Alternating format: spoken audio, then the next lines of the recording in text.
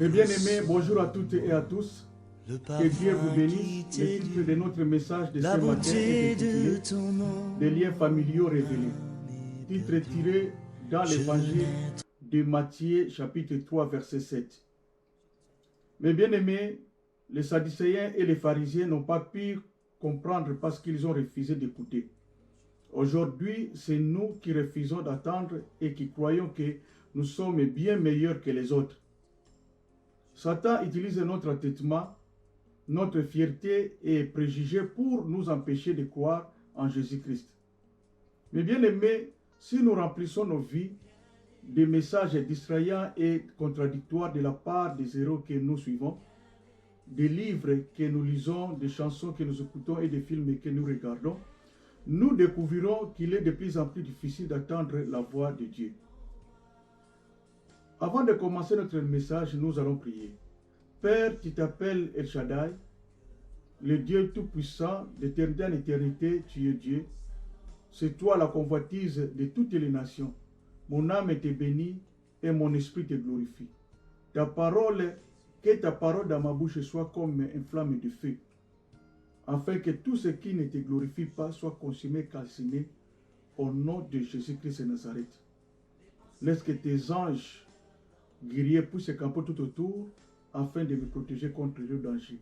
Au nom de Jésus-Christ de Nazareth. Amen. Nous lisons dans Matthieu, chapitre 3, verset 7. Mais voyant venir à son baptême beaucoup de pharisiens et de sadducéens, il leur dit, race de vipères, qui vous a appris à fuir la colère à venir?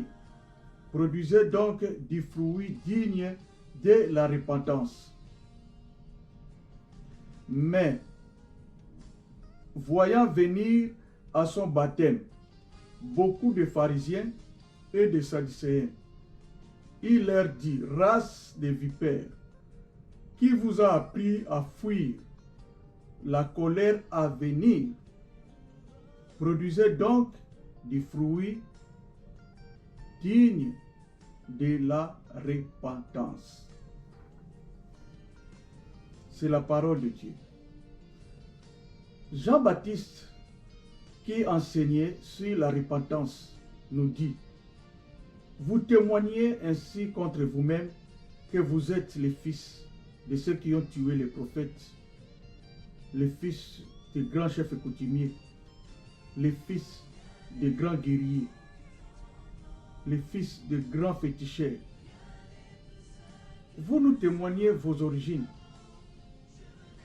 Qui vous a appris à fuir la colère à venir? Comblez donc la mesure de vos pères. C'est-à-dire, lorsqu'une personne à la tête de l'arbre généalogique de votre famille donne aux esprits le droit de visite à cause de l'iniquité commise, ils viennent avec raison et se placent sur votre vie. C'est une malédiction avec cause. Jean-Baptiste voyait spirituellement en nous l'influence de ce Dieu que nos pères servaient. Et il dit, race de vipères, race de léopards, de lions, de crocodiles, de sirènes, comment pourriez-vous dire de bonnes choses que de rejeter, de maudire et de calomnier? Il nous pose cette question. Comment échapperez-vous au châtiment de la guerre? C'est-à-dire, si la puissance des autels familiaux continue à dominer sur nous, comment est-ce que nous pouvons fuir au châtiment? Tandis que Christ est le berger dévoué. Il répond à des besoins réels. Il donne sa vie pour ses brebis. Il nous aide à se préparer au rejet que beaucoup d'entre nous subiraient en étant enfants de Dieu, qui nous rassure et il dit, ne croyez pas que je sois venu apporter la paix sur la terre. Je ne suis pas venu apporter la paix, mais l'épée. Car je suis venu mettre la division entre l'homme et son père, entre la fille et sa mère, entre la belle-fille et sa belle-mère. Et l'homme aura pour l'ennemi les gens de sa maison. Signifie, lorsque la lumière brille, les ténèbres se dissipent. Des conflits et les désaccords surgiront entre ceux qui choisissent de suivre Christ et ceux qui ne le font pas. En disant cela, Jésus n'encourageait pas la désobéissance aux parents ou les conflits à la maison. Au contraire, il montrait que sa présence exigeait une décision. Parce que certains suivront le Christ et d'autres non. Des conflits surgiront inévitablement au fur et à mesure que nous prenons nos croix et les suivre. Nos différentes valeurs, buts moraux et objectifs les différencieront. Ne négligeons pas notre famille, mais rappelons-nous que notre engagement envers Dieu est encore plus important qu'eux. Dieu devrait être notre première priorité. Ceux qui l'acceptent trouvent la paix intérieure grâce à notre relation rétablie avec Dieu. Nous allons lire dans le livre de Lamentation, chapitre 5, verset 7. Je lis au nom de Jésus. Nos pères ont péché, ils ne sont plus, et c'est nous qui portons la peine de leurs iniquités. C'est nous qui portons la peine de leurs iniquités. La parole de Dieu est claire là-dessus. Nos parents, nos aïeux sont morts. Nous avons hérité spirituellement les iniquités et ses conséquences. Leurs iniquités et ses conséquences. Et je leur mesurerai les salaires de leurs actions passées. Et je punis l'iniquité des pères et les enfants, dit l'Éternel. Mes bien-aimés, la parole de l'Éternel nous fut adressée à Ézéchiel en ces mots. Je dis à leurs fils dans le désert. Il est en train de nous dire maintenant, pas dans le désert.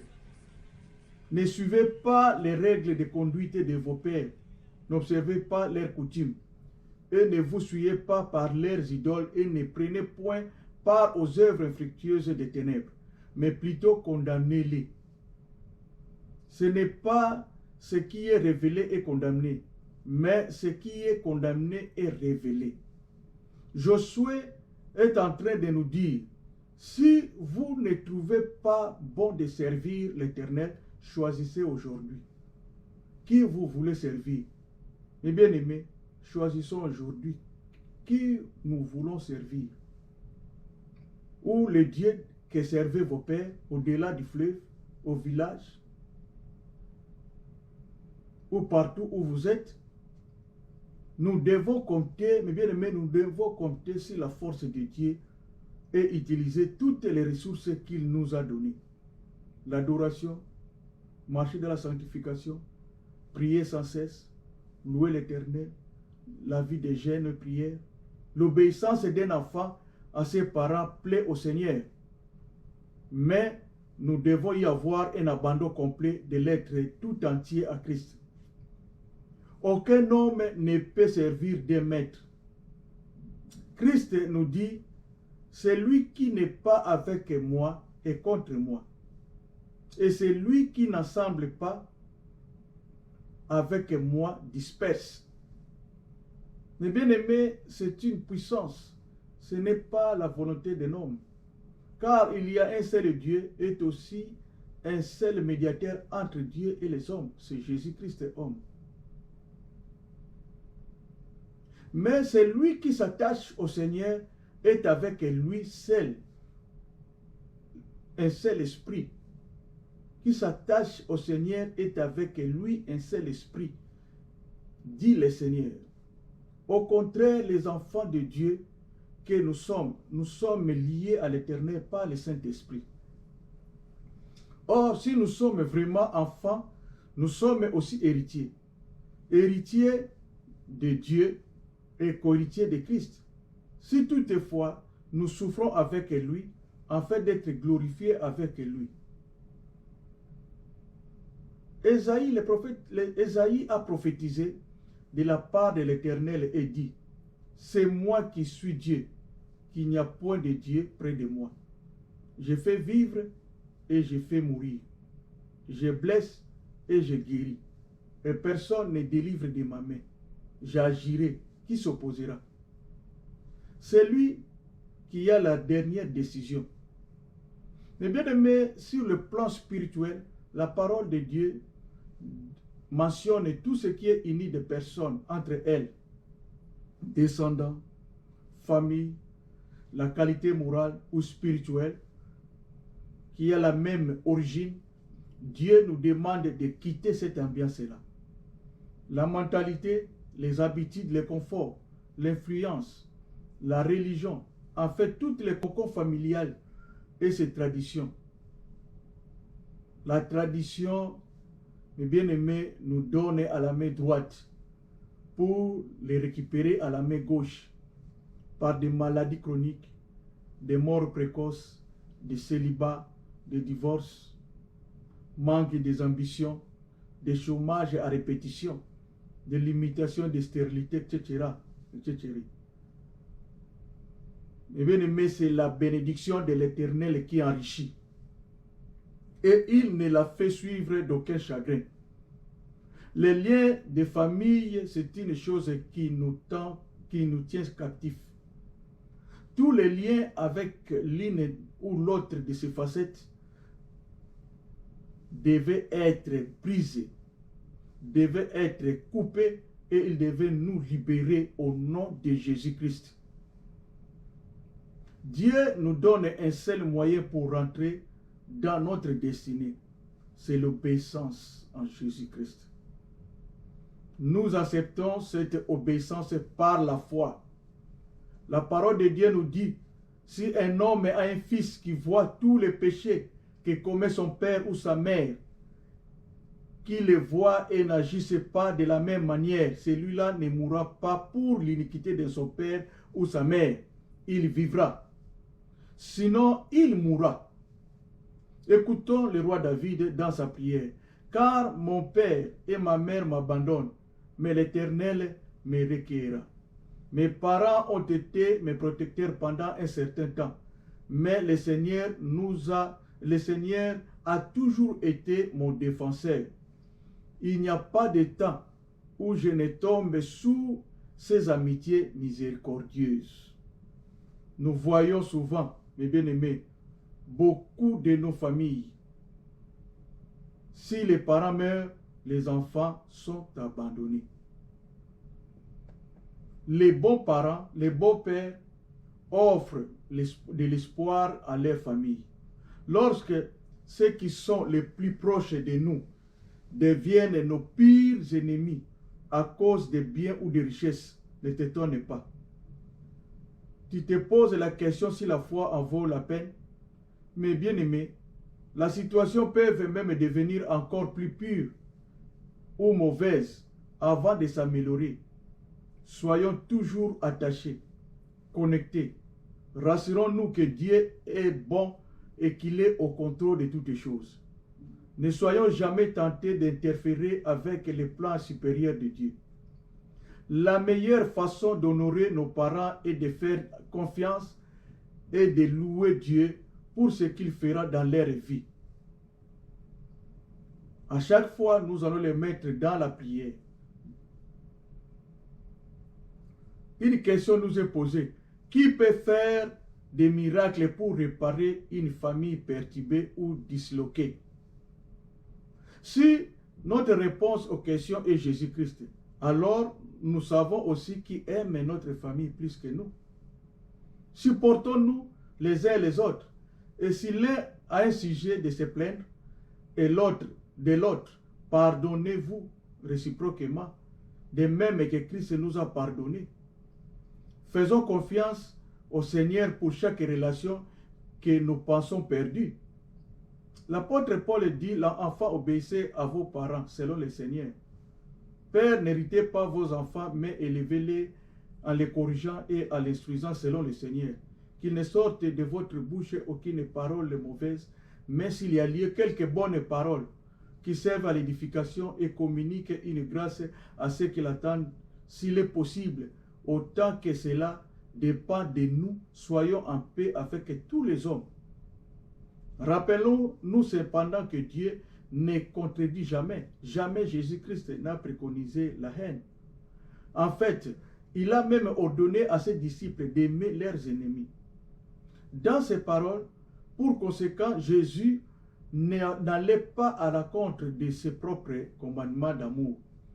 Il n'essaye pas non plus de renverser l'amour naturel qui existe entre les membres de la famille, qui est une bénédiction de Dieu. Notre amour pour Jésus-Christ devrait être si complet et sincère que notre amour pour les membres de nos familles. Le fondement de nos vies en Jésus-Christ, c'est notre base, notre raison d'être. Tout ce que nous sommes en train de faire doit s'inscrire dans le modèle fourni par lui. Construisez-vous votre vie sur la seule base réelle et durable. Ne construisons pas sur une base défectueuse telle que la richesse, la sécurité, le succès ou la renommée.